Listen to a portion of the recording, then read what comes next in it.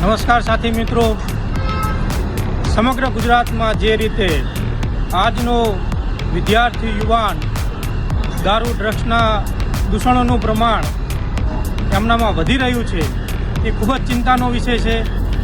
સાથે જ આ નશાના મારફતે એ યુવાન બરબાદ થઈ જાય છે.